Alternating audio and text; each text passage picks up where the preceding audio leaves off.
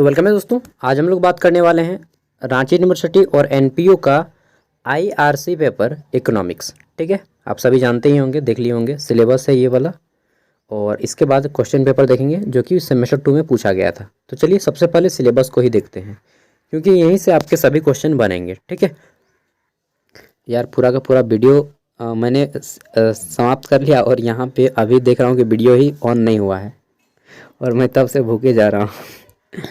ठीक है, तो चलिए देखते हैं। देखिए, इसमें आपको पढ़ना है आईआरसी इकोनॉमिक्स सेमेस्टर 2 में इंट्रोडक्टरी रेगुलर कोर्स के तहत इंट्रोडक्टरी इकोनॉमिक्स, यानी कि दोस्तों अर्थशास्त्र का परिचय। ठीक है, इसमें आपका जो क्वेश्चन आएगा 100 मार्क्स का आएगा। 1 मार्क्स वाले 10 क्वेश्चन रहेंगे, 5 मार्क्स वाले टोटल 2 क्वेश्चन रहेंगे। ये हो जाएगा ग्रुप ए 20 मार्क्स का। ग्रुप बी में आपके 6 क्वेश्चन आएंगे 20 मार्क्स वाले, जिसमें से किसी 4 को बनाना होगा, क्योंकि 20 चौके 80 मार्क्स हो जाएगा आपका। ठीक है, ये आपका इस तरह से पास करने के लिए आपको 100 में 40 नंबर लाना होगा। ठीक है, पढ़ना क्या है इसमें जान लीजिए। तो देखिए, आपको इंग्लिश में पहले बताऊंगा, फिर हिंदी में। तो इंग्लिश में पढ़ना है आपका, मतलब इंग्लिश या हिंदी जो भी है सेम चीज़ पढ़ना है। पहला है इंट्रोडक्शन। ठीक है, इंट्रोडक्शन के तहत आपके ये 5 टॉपिक हैं। ठीक है, नेक्स्ट है हमारा है यूनिट 2। इसमें आपको पढ़ना है मिक्रो इकोनॉमिक्स, फिर पढ़ना है आपको मैक्रो इकोनॉमिक्स, अर्थशास्त्र, व्यष्टि अर्थशास्त्र, समष्टि अर्थशास्त्र। बहुत ज़्यादा कन्फ्यूजन होता है ना, कौन सा मिक्रो है कौन सा मैक्रो है। नेक्स्ट है हमारा पढ़ना है इंडियन इकोनॉमी, यानी कि भारतीय अर्थव्यवस्था के बारे में।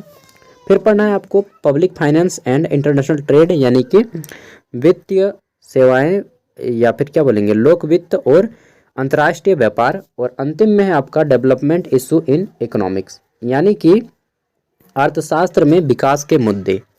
तो देखिए इन सभी टॉपिक्स और यहाँ पे कुछ रेफरेंस की बुक दी गई हैं। अब हम लोग हिंदी में जान लेते हैं।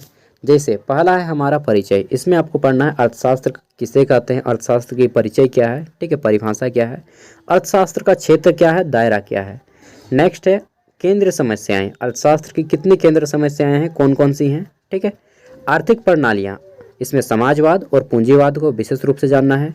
फिर आपको यहाँ पे पढ़ना है सूक्ष्म एवं स्थूल अर्थशास्त्र। फिर हमें पढ़ना है उत्पादन संभावना वक्र। उसी तरह से है आपका बाजार ताकतें और मांग आपूर्ति।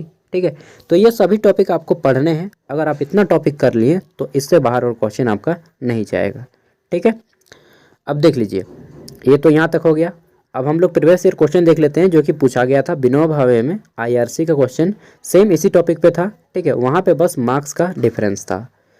तो फर्स्ट ऑफ ऑल देख लेते हैं क्वेश्चन। तो पहला है रॉबिन्स के अर्थशास्त्र की परिभाषा को क्या कहते हैं। ठीक है, तो धन संबंधी या कौन सा कहते हैं ये बताना है, दुर्लभता संबंधी परिभाषा है। नेक्स्ट है हमारा जब कुल उपयोगिता अधिकतम पर स्थिर रहे तो सीमांत उपयोगिता का मूल्य क्या होगा। ठीक है, तो 0 होगा या अधिकतम होगा या 0 होगा।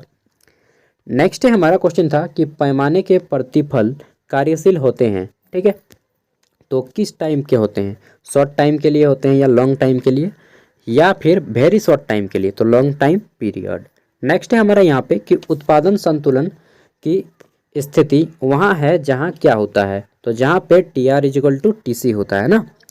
अगला है हमारा रिकार्डो के अनुसार सीमांत भूमि लगान की मात्रा कितनी होती है, 0 होती है, अधिकतम होती है, कितना होता है, ये चीज़ आपको बताना है। नेक्स्ट है हमारा निम्नलिखित पर संक्षिप्त टिप्पणी लिखे। अब देखिए आपके एग्जाम में 5 मार्क्स वाले क्वेश्चन आएंगे 2। ठीक है, यहाँ पे देखिए पहला है न प्रवर्तन एवं लाभ, दूसरा है केंद्रीय आर्थिक समस्याएं। अभी मैंने बताया था कि अर्थशास्त्र की केंद्रीय समस्याएं, उसी से क्वेश्चन है। ठीक है, केंद्रीय आर्थिक समस्याएं अर्थशास्त्र के। अब देखिए यहाँ पे 15 मार्क्स का आया था, आपके एग्जाम में 20 मार्क्स का आएगा। 5 मार्क्स का क्वेश्चन आएगा तो 1 खड़ा पन्ना में आंसर करना है। 20 मार्क्स का क्वेश्चन आएगा तो इसकी लिखने की स्पीड वैसे तो 100 मार्क्स का है, तो आप 2 खड़ा पन्ना में ही आंसर कीजिए। और थोड़ा सा अगर आपको ज़्यादा लिखने का मन करता है तो 2 खड़ा पन्ना और एक तीसरे खड़ा पन्ना का आधा पेज, इतना कर दीजिए, काफ़ी हो जाएगा। ठीक है, 1 मिनट भाई, हाँ देख लेते हैं क्वेश्चन। तो हमारा क्वेश्चन है, पहला क्वेश्चन है कि व्यष्टि अर्थशास्त्र और समष्टि अर्थशास्त्र में अंतर बताइए। अब देखिए जब भी आपको अंतर वाला क्वेश्चन पूछे तो आपको इस तरह से सबसे पहले लाइन खींचना है 2 साइड। ठीक है, और आपको इस तरह से एक साइड व्यष्टि अर्थशास्त्र लिखना है, एक तरफ समष्टि अर्थशास्त्र, और फिर पॉइंट वाइज यहाँ पे सभी को डील करना है, point number 1, point number 2, point number 3। ठीक है, इससे क्या है एग्जामिनर को भी अच्छा लगता है। इस तरह से अगर आप बनाते हैं तो आपके मार्क्स भी अच्छे आएंगे। अगला है हमारा दूसरा क्वेश्चन कि सीमांत उपयोगिता ह्रास नियम की व्याख्या करें, इसके मान्यताओं का उल्लेख करें। अगला है हमारा नेक्स्ट कि मांग फलन की व्याख्या करें, व्यक्तिगत एवं बाजार मांग फलनों में क्या अंतर होता है इसको बताना है। नेक्स्ट है हमारा कि व्हाट इज आइसोक्वेंट, ठीक है, डिस्कस इट्स प्रॉपर्टीज, यानी कि समुत्पाद वक्र क्या है, उत्पाद वक्रों की विशेषताएं बताइए। समुत्पाद वक्र की जितने भी विशेषताएं हैं पॉइंट वाइज आपको बताने हैं। अगला है हमारा 6 नंबर क्वेश्चन पूछा गया था कि उत्पादन के परिवर्तनशील अनुपातों के नियम की आलोचनात्मक व्याख्या करें। अब देखिए जब भी जिस भी क्वेश्चन पे आपको आलोचना पूछे तो उसकी कमियों को बताना है, ठीक है। और कौन कमी एकदम बताइए यार, इसमें इस मॉडल में ये कमी थी, ये पूरा नहीं हुआ जिसके कारण ये काम नहीं कर पाया, ठीक है, इस तरह से बताना है। विभिन्न प्रकार के बाजार TR, AR और MR में अंतर स्पष्ट करना है। अब यहाँ पे 3 चीज़ों में अंतर बताना है। सेम उसी तरह से लाइन खींचिए और आगे बढ़िए। देखिए अगला है हमारा रिकार्डो के लगान सिद्धांत की आलोचनात्मक व्याख्या करें, ठीक है। आलोचना फिर पूछा है तो यानी कि फिर से कमी निकालना है। अंतिम है हमारा यहाँ पे ब्याज निर्धारण की परंपरावादी सिद्धांत की व्याख्या करें, ठीक है। तो ये देखिए इस टाइप से आपके एग्जाम में क्वेश्चन आएंगे। सबसे फर्स्ट क्या करना है दोस्तों, आपको अपना सिलेबस कंप्लीट करना है पहले, ठीक है। गूगल पे जाइए या फिर गेस्ट पेपर है तो गेस्ट पेपर से, बाकी मैं सजेस्ट करूँगा गूगल, ठीक है। प्रत्येक टॉपिक पे आपको कम से कम 50 वर्ड करके या 100 वर्ड करके पढ़ लेना है। लिखने की तो दूर जाए, टाइम मिले तो लिख लीजिए, ठीक है। प्रत्येक टॉपिक पे आप कम से कम 50 वर्ड 100 वर्ड पढ़ लीजिए, 2 घंटा में पूरा कंप्लीट हो जाएगा पढ़ के। और अगर हो सके तो नोट भी बना लीजिएगा, ठीक है। सभी टॉपिक पे एक एक करके पढ़ लीजिए दोस्तों, गूगल पे जितना भी क्वेश्चन बनेगा आपका, ठीक है। इतना कर लिए उसके बाद आप प्रीवियस ईयर क्वेश्चन को सॉल्व कर लें और एग्ज़ाम देने जाइए। मेरी ओर से ऑल द बेस्ट है। जो भी छोटा सा नोट्स बनाइएगा उसको एक बार पढ़ लीजिएगा, ठीक है।